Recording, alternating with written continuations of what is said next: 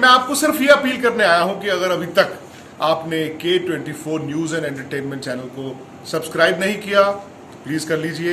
मेरे दिल के बड़े करीब हैं जो ये चैनल चलाते हैं और बड़ा अच्छा काम भी कर रहे हैं। मैंने भी सब्सक्राइब किया है और अगर अभी तक आपने नहीं किया फटाफट से कर लीजिए।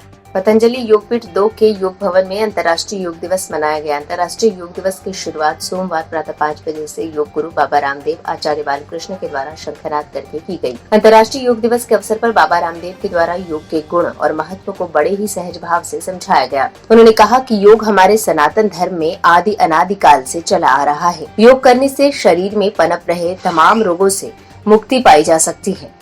उन्होंने कहा कि योग और आयुर्वेद का हमारे जीवन में बहुत बड़ा महत्व है।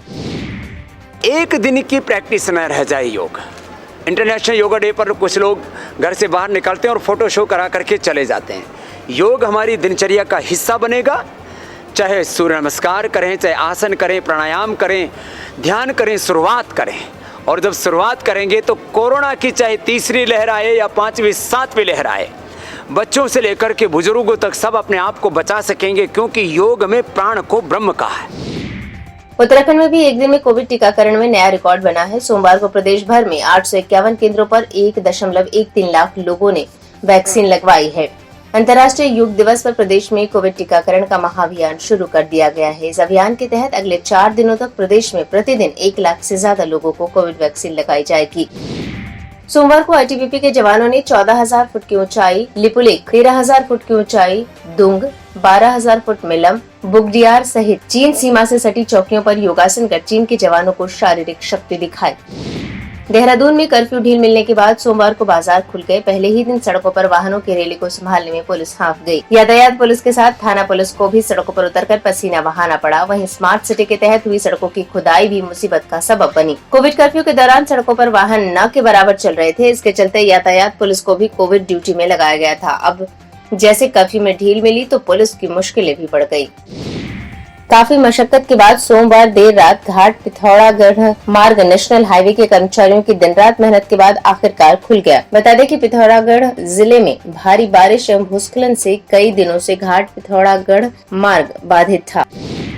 सोमवार को सांसद अजय टम्टा ने देहरादून में मुख्यमंत्री तीरथ सिंह रावत से भेंट कर विगत दिनों आई भारी बरसात से अल्मोड़ा, पिथौरागढ़, बागेश्वर, चंपावत में हुए भारी नुकसान से हुई क्षति पर चर्चा कर यथाशीघ्र वहां हुए स्थानीय जनों के भवनों, खेतों और मोटर मार्गों के पुनर्निर्माण हेतु राहत राशि तत्काल निर्गत करवाने का आग्रह किया।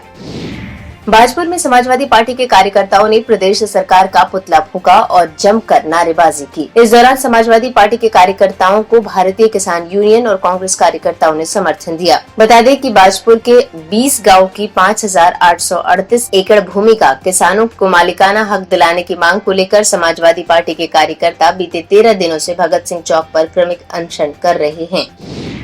जबरन धर्म परिवर्तन मामले में यूपी एटीएस को बड़ी सफलता मिली है। एटीएस ने जबरन धर्मांतरण कराने वाले रैकेट का भंडाफोड़ कर 2 लोगों को गिरफ्तार किया है। इनके नाम उमर गौतम और जहांगीर आलम हैं। आरोप है कि इन लोगों ने अब तक 1000 लोगों का धर्मांतरण करवाया है। इस मामले में एडीजी प्रशांत कुमार ने प्रेस कॉन्फ्रेंस कर अहम जानकारी दी।